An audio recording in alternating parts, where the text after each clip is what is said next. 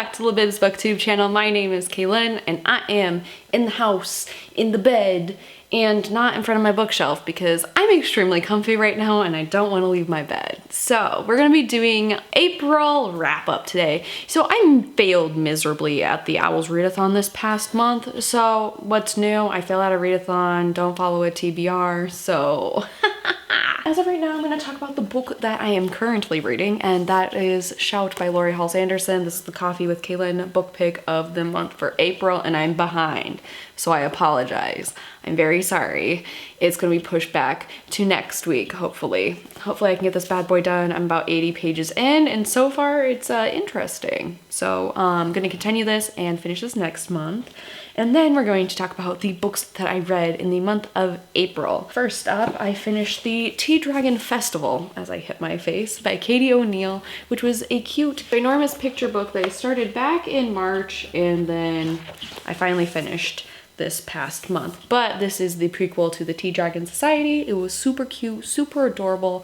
I loved everything about it. Ended up rating it 3 out of 5 stars. It was cute, it was a good read. Next up, I finished Submerged by K.Y. Robinson. I took a little bit longer to finish this book and I ended up rating it 3 out of 5 stars. This book of poetry kind of features water, what a lot of the poems are themed around.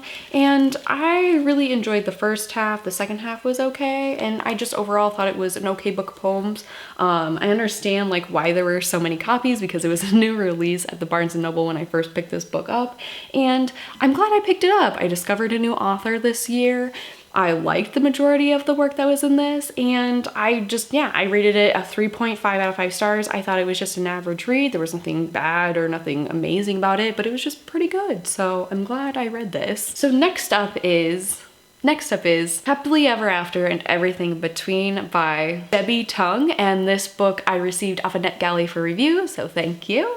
And this is a cute little comic graphic novel that talks about everything that her and her husband have kind of had and all the cute little things of a relationship, marriage, and then eventually it wraps up at the end.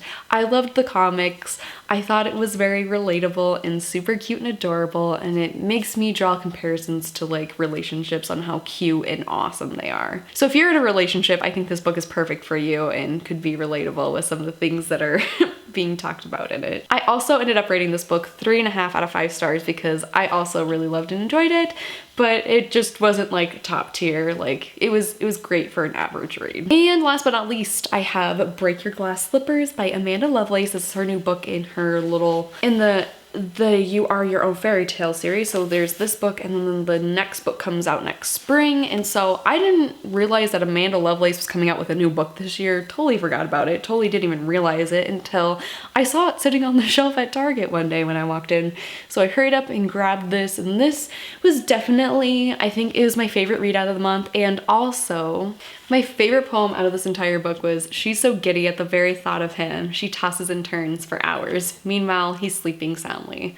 Moonlight through the glass," and that's hashtag relatable. And yeah, so I really loved and enjoyed this book. It was super good to read, and I can't wait to come back and visit it probably later this year when I have more time to just sit down and read it and analyze it all within one reading setting. Session. There we go. Anywho, I ended up reading 4 books in the month, actually 4.5 books in the month of April. How many books have you read? And anyways, thanks for watching, and I will see you guys next Thursday for a new bookish video.